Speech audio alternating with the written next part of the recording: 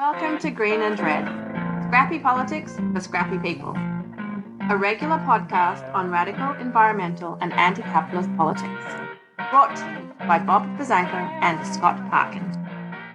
Welcome to the silky smooth sounds of the Green and Red podcast. I'm your co-host Scott Parkin in Berkeley, California.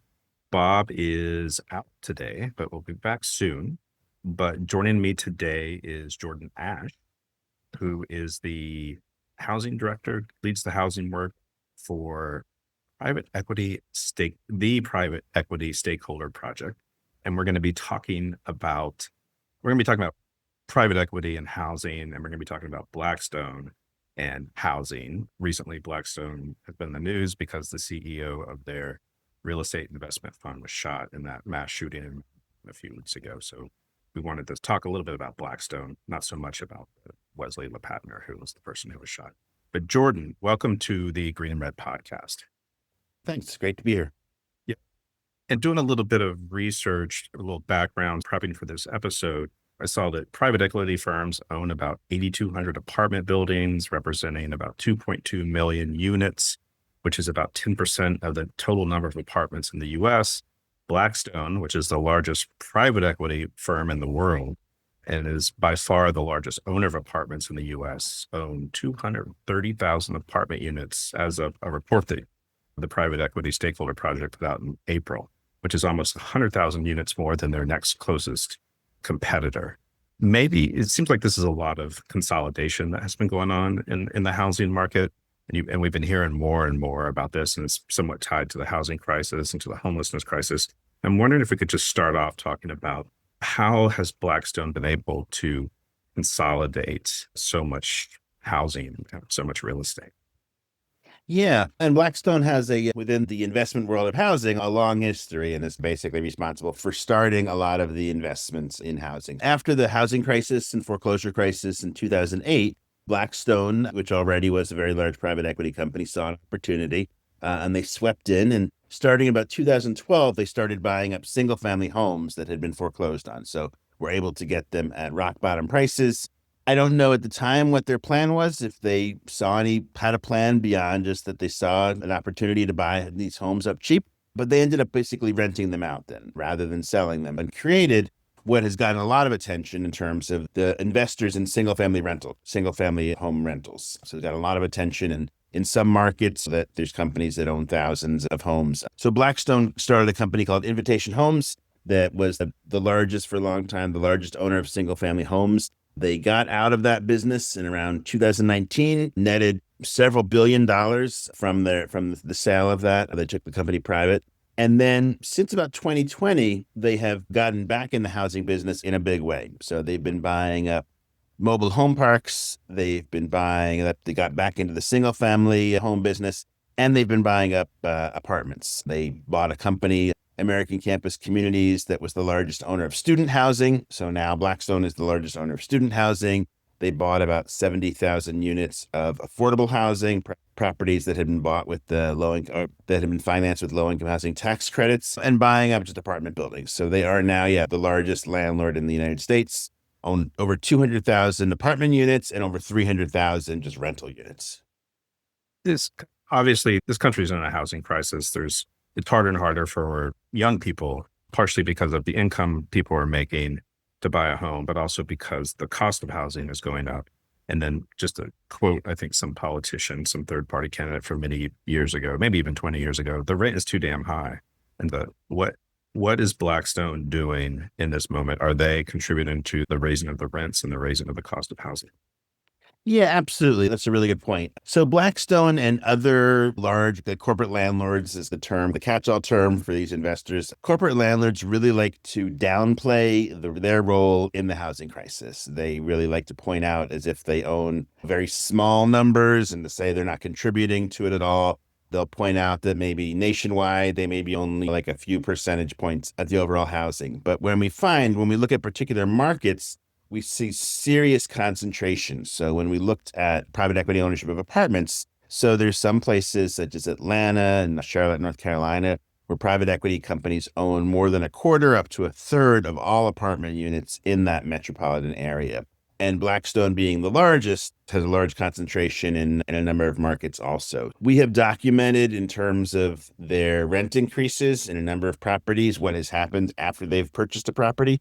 The private equity business model is to, with many areas, including housing, is they identify an asset and they buy it not because it's profitable right now, but because they think that it can be even more profitable. They see an opportunity. So with the rental property, they think that they identify property that they can make more money from. And the way that they do that, make it more profitable, is by increasing rent, adding fees on to charging fees for things that tenants didn't used to be charged for, and then reducing expenses by neglecting maintenance and repairs. So they make the property more profitable and then sell it. So their goal is to turn around and sell properties within 3 to 7 years. So their business model is to increase rents in order to, not necessarily because of the money that they make from the rents at the moment, but because it makes it the property more profitable in order to sell it. So they are driving up rents. We've documented that's their business model. One of the things is that there's been a lot of attention owned by another private equity company, but there's a company called RealPage that's owned by a private equity company called Thoma Bravo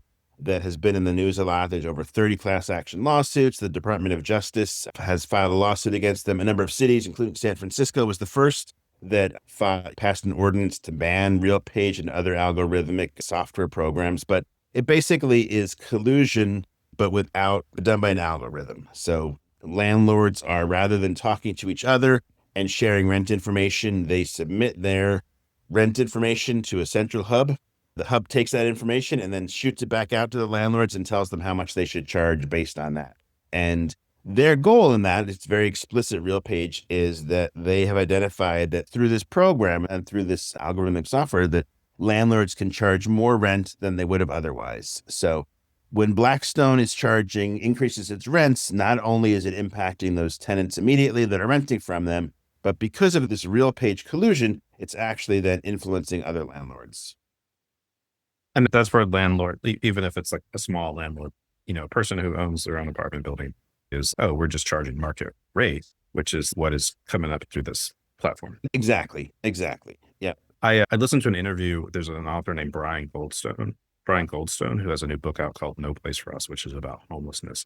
And he was talking about Blackstone, and he was actually talking about how Blackstone has been buying up extended stay hotels. Oh, okay. Yeah. And so when people are getting evicted from Blackstone properties, they're having to move with their families into these extended stay hotels, which is, as he describes in the book, is prison cells. So once they're in, it's very hard for them to get out, especially if they're below the poverty line and have kids and things like that. And Blackstone is horizontal integration in a way, and they're just basically continuing to profit off of people who are in precarious situations as far as housing goes.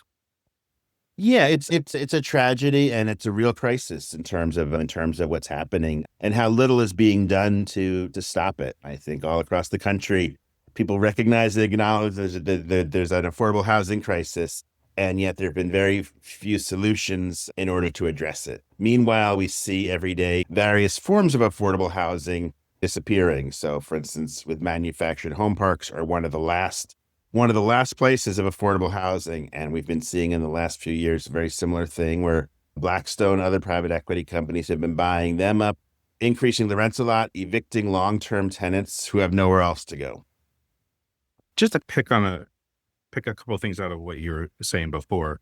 One, you were talking about Charlotte and Atlanta being places where there's a lot of properties. I think you said 25%, but it seems like a lot of the consolidation with private equity, particularly Blackstone, is happening in Sunbelt states. Yes. Is there a reason for that? Yeah. Yep. So there's two reasons that we believe. So yes, in the single family home rentals market, there's a real concentration in the Sunbelt states. Atlanta has over 70,000 single family rental homes owned by corporate landlords. And then we've documented it now in terms of with apartments also. There's two reasons. So one is there is large population growth. There continues to be, so which increases the demand for housing and more people needing more places to live, and the supply can't keep up with it. The other is that they have very weak tenant protections that the landlords are able to get away with a lot. It's in terms of increasing rents, in terms of conditions such as eviction and the timeline and protections that tenants have. So it's really, the conditions are very favorable to landlords. And does that apply to California as well? Here in the Bay Area, we have very strong rent control. I lived in San Francisco for 12 years. And Yes. my rent was pretty stable the entire time I lived in the place I lived.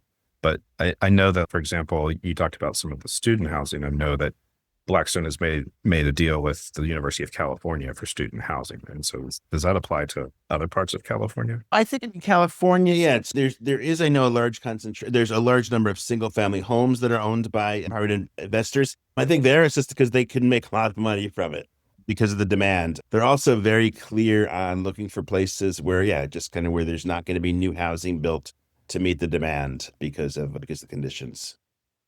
And in the report, you actually tell a number of compelling stories. You have reference to like anecdotal stories about tenants being evicted, abused, exploited by these corporate landlords. Could you actually share a little bit of that, some of those anecdotes?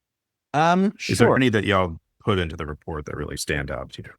Yeah. So one thing is that we have done a lot of work with, there's a community organization in California called ACE Alliance. We've had ACE people on the show. Okay, fantastic. So yeah, really great group, works on many issues. One of them is being in terms of tenant organizing.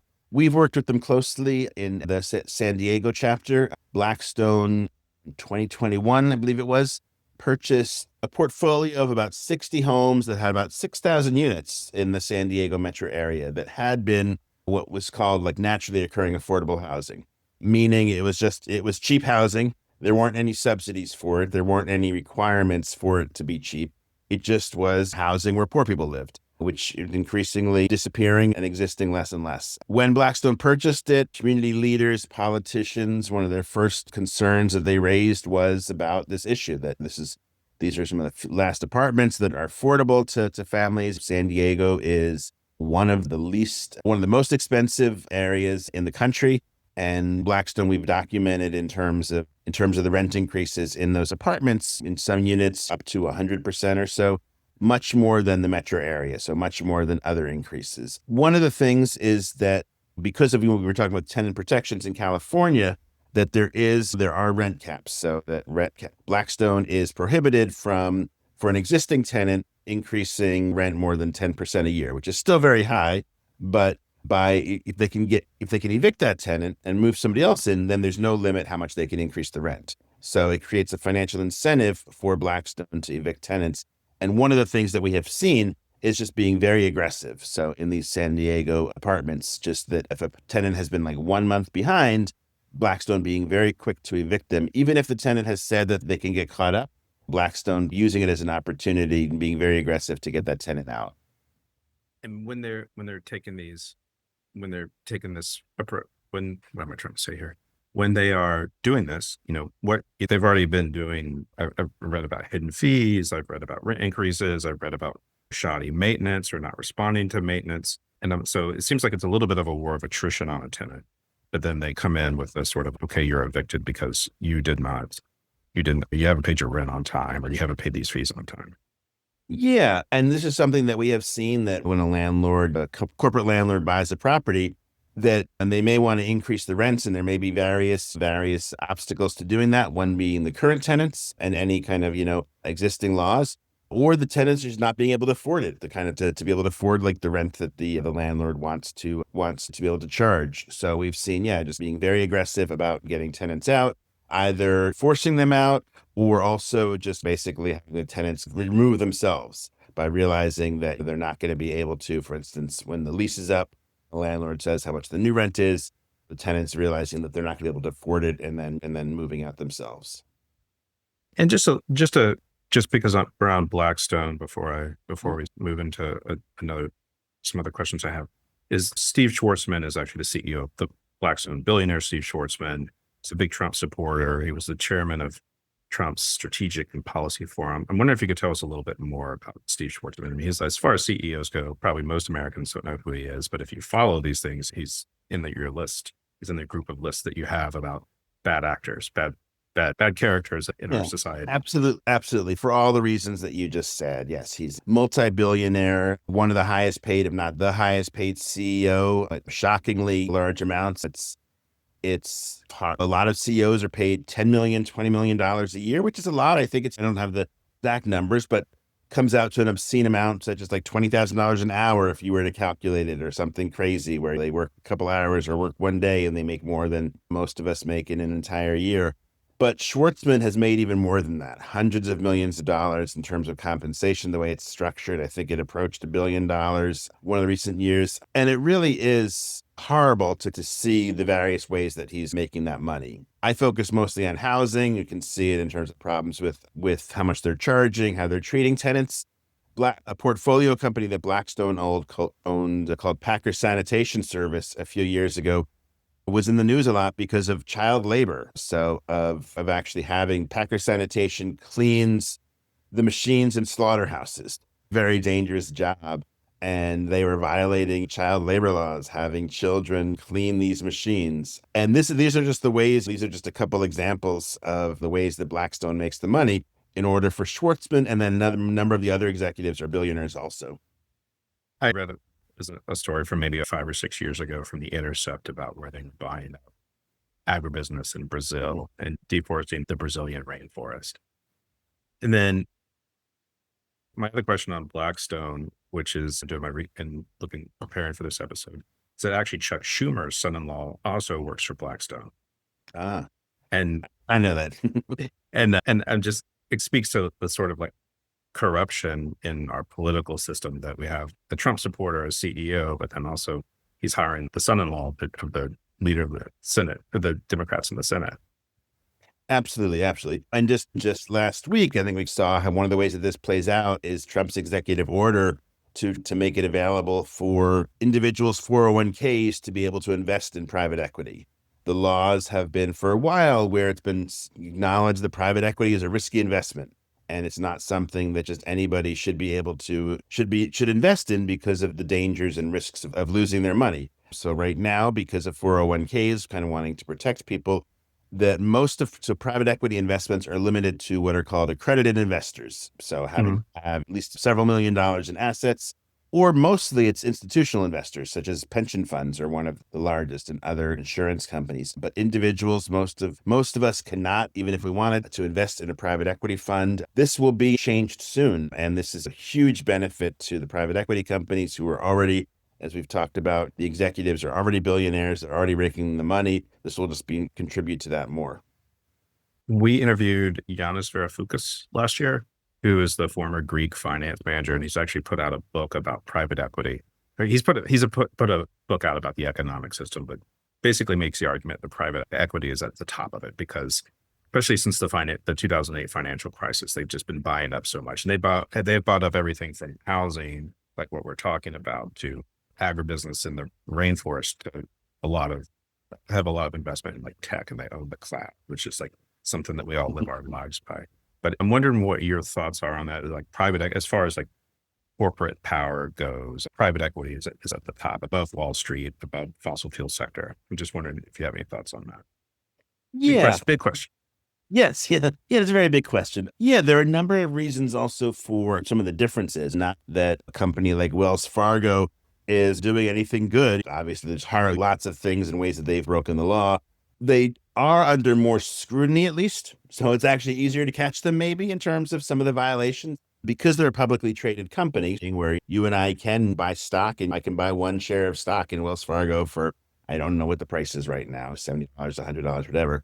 But because they are publicly traded, there also are more requirements for them in terms of disclosures, in terms of reports to both shareholders, in terms of the government. More of their transactions are public. We're able to see a lot more in terms of finances, of how a company is doing and profits. And with private equity, it's all just done in the dark. We don't have that information. We don't know what they're doing. It's really hard to even know what they own. One of the things, they're buying up lots of things, and they're not required to necessarily disclose it. Our count of housing is definitely an undercount because of some of this. So they're able to get away with a lot more than if they were publicly traded and there were certain requirements. So they're kind of the natural instinct among these large corporations or not the natural, but the kind of the basis of them to make money. It's unfettered in terms of private equity, able to run one. Yeah, it's particularly disturbing that companies like BlackRock and Blackstone and Vanguard, who control so much capital and have so much, financial power in our system are essentially no transparency there at all, except for you maybe get lucky with discovery in a court proceeding or a whistleblower. Yes, exactly. My next question is, where is the pushback coming from to these private equity robber barons? Some of that's listed in your report, but if you could just talk about it. Yeah. And specifically in terms of housing, I'd say in terms of there is a very robust tenant union movement right now that's starting, spurred on by the pandemic, I think, where that we are seeing tenant organizing that we haven't seen in a very long time on very local level to on a national level. There's some organizations. We work closely with a group called the Tenant Union Federation, which is a national federation of tenant unions and taking a very aggressive approach to organizing. And there's also a really strong movement in terms of policies, particularly in terms of on the local level for lots of places wanting to have rent control and to be like California and have tenant protections. So there's really a move for that. There's a very strong move for, and it's not just private equity companies that are affected by this, all types of landlords, but it is important to rein in corporate landlords and private equity landlords. Tenant protections such as just cause evictions, so that they can't just evict somebody if they want to. A right to counsel because of in housing court right now, there's just such an imbalance where people don't have any lawyers if they're being taken to court or being evicted and often don't show up. So there's a real movement in the country to organize tenants and to improve policies. I think it's been succeeding mostly at the local level, but people are still working also on the state level and the federal level. And where are we seeing the strongest versions of that tenants' rights? Is it in some of these Sunbelt states? I wouldn't say that. No, I know New York State, and I apologize. This is not my area of specialty, but New York State has really fantastic, really very strong coalition, partly resulting a lot of the same people who were backing in terms of in the New York City's mayor race and pushing for tenants' rights there. That's one of his main issues. That's one of his mom Donnie's main issues. So yes, exactly. Affordability. Yeah. Yes. So people have been working for a long time in New York State to build a state coalition on and it's not the only place. That's the one that comes to mind. And in the report, you talked about like lawsuits by the Department of Justice, which I'm sure current Department of Justice is not suing private equity, but also state attorney generals as well. Yeah. Yep. So particularly in terms of, with this company RealPage and in terms of collusion for price fixing and the rents. Interesting. So that lawsuit is continuing under this Department of Justice. Interesting. Against RealPage. Yes. They have had the opportunity to not continue it. We've seen it, for instance, with the Consumer Financial Protection Bureau, where they have given up on a lot of cases, let a lot of companies off the hook. Reversed cases that they had already gone after companies. But in the Department of Justice's lawsuit against RealPage, they are continuing that. They have been responding to RealPage's motions to dismiss it. It had been added. So it's against RealPage. And then there are six of the largest landlords in the country have also been named as defendants in that lawsuit, including Blackstone. And yes, it's the Department of Justice. There were state attorneys general who also had signed on to that, including there are two Republican attorney generals. The attorney general in Tennessee and Kentucky have both sued as part of this. And then I think Kentucky was separate, sued RealPage for this. A number of state attorneys general have brought their own lawsuits, such as in Arizona, against RealPage. So and I think RealPage is not solely responsible for the housing crisis. It's one thing that's contributing to it. But I think it really shows that a number of people kind of want to do something about it. And this was something they could do. So identified one of the most egregious things that was contributing to the increase in rents and have been prosecuting. And do you, just my final question is that all of this inequality undermining democratic processes, transparency, things like that, where do you see that going at this point? Like as far as this inequality around, there's many places where inequality is currently playing out in our world, but you work on housing. So how do you see landlords getting richer, people getting out, put on the street or to extended stay hotels? How do you see that affecting what's happening with the sort of processes which try to regulate that or provide people with better opportunity? Yeah. There's a number of different parts to it or aspects to it. One thing I'd say, particularly in terms of when we talk about inequality, is having to do with single family homes. So that has really Unfortunately, the way that our system is set up is that housing is the main way for families to gain wealth. For most people, that's the wealth that they have. And maybe it'd be different if it weren't that way, but that's the way it is. So because of the increase right now in corporate landlords buying up single family homes, the homes that they're buying are basically ones that would be considered starter homes. So the homes that would be most available to folks who are buying their first home. And they're tending to buy it in not necessarily the inner city, but maybe first ring suburbs or kind of districts just outside the city, but still large areas where there are, particularly in terms of African American families looking to buy a house, other families of color. So they are basically preventing families from being able to not just be able to have benefits of home ownership and stability, but actually being able to build wealth. There's a huge racial wealth gap in the country. The home ownership gap is one of the things that contributes to that. This really furthers that even more. Excellent. I'm going to leave it there. I do have one other question is that if people want to know more about private equity and how to fight private equity, tell us a little bit about the Private Equity Stakeholder Project. Where can we find out more? Yeah, our website is, I think it's pestakeholder.org. So PE as in private equity. So we are a nonprofit watchdog organization that works to bring transparency and accountability to the private equity industry, particularly in terms of the way that it impacts communities, workers, the planet. We focus in terms of on 5 issue areas, looking at the impact of private equity, climate, healthcare, labor, housing, and then we also do some work around mass incarceration. Yeah, and I focus mostly on the housing part. Excellent. Folks, we've been talking with Jordan Ash, who leads the housing work for the Private Equity Stakeholder Project. Jordan is a longtime movement person, has worked with labor, has worked with community organizations like ACORN, and has written this great report, which you should check out on the Private Equity Stakeholder Project if you want to know more about this. If you like what you hear, and please check us out on Facebook, Instagram, Twitter, and Blue Sky. If you're watching this on YouTube, give us a subscribe. If you're listening to this on an audio platform, give us a rate and review.